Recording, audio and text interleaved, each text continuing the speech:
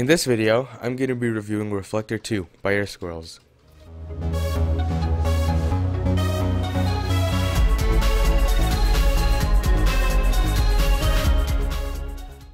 Hey, it's Bay. So here's Reflector-2. Are you excited? If you don't know what Reflector is, the first one basically was about wirelessly mirroring your iOS device, basically putting your screen onto your PC or Mac wirelessly through Wi-Fi, which is pretty cool.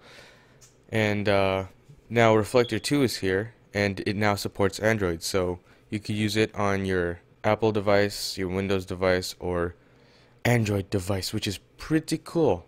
So you could wirelessly mirror it, basically the same thing, putting your screen on your device onto your PC. Now, you might be asking, why is this helpful or useful to me? Why should I get it? Well, it could be used for work, for school, or for home. Basically for school and for work, for like presentations and stuff like that, where you could put on your PC and then it's just a larger screen for the presentation, and it's very helpful. For home, you could use it for streaming movies, for games, playing on a larger screen. It's just a pretty cool application here. So this application, Reflector-2, is $15, $14.99.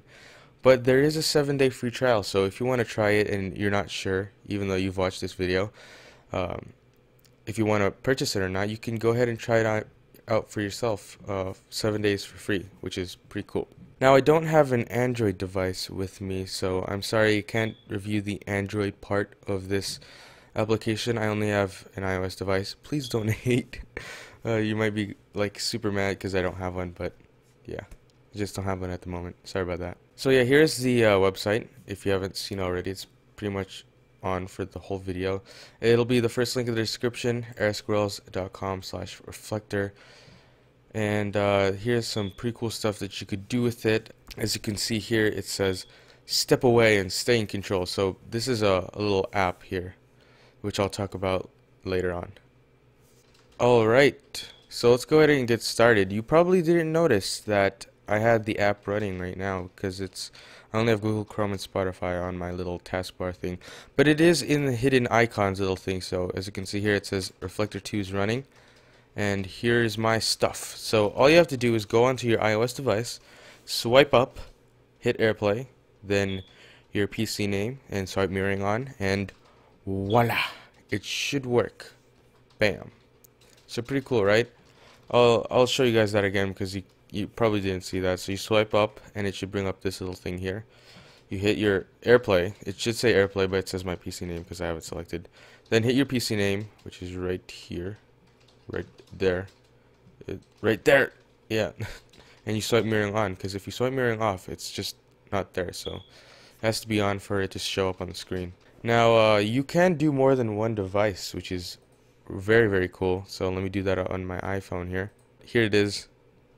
It might be a little bit laggy because I am mirroring two devices and my internet is not very good. So yeah, here it is. Pretty cool, right? I really like it. You could mirror two devices at once or multiple. And this is what the app here does. It's Reflector Director. It is $6.99. It basically allows you to control the application from your device, I think, your iOS device, which is pretty good in my opinion. So it might not be useful for you, but if it is useful, I'd suggest you get it if you want to get the app. But yeah, as you can see, boom, boom, it automatically rotates as I rotate my iPhone, which is pretty cool. But I'll go ahead and disable my iPhone. And we're back here. So pretty cool, right? This is what it looks like. You may have noticed this little thing here. This is the frame. It imitates like the iPad thingy there. So if you don't want that, you could just right click and disable it. And yeah, so there are many more menus here. You could change the frame skin, so you could have no frame, an iPad regular skin, black or white. You could have iPad Air skin in like different colors. Let's say I want the gold one, and you could make it seem that you have an iPad Air in gold, which is pretty cool. And you could change it to iPad mini as well, but yeah, I'll change it back to the default. You could also do this with your iPhone. So you just right click, change the iPhone little skin thing, I don't really have an iPhone 6, but you probably did believe that it was an iPhone 6, but yeah, I have an iPhone 5. Anyways, yeah, it's pretty cool because you could change the skin and stuff, which is pretty nifty. Alright, so the next thing in this little right click menu is scale.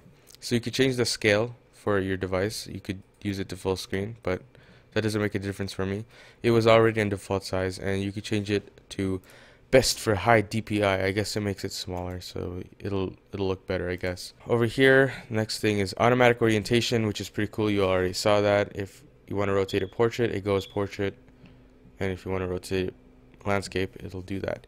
If you want to force landscape, you could do that, or if you want to force portrait, you could do that as well. So if I'm on landscape and you want to force portrait, it does that. So that's pretty cool, I guess. The next thing here is the last one. It's close connection. It basically, disconnects like from your device, I guess, and you just have to go back to that little thing, the steps that I showed you guys, where you select airplane, and you'll be back. So if I bring up this little thing here, if I open it, I haven't really explored about this, but you could check for updates and help support. You could quit it if you don't really want it to, but it really doesn't do anything because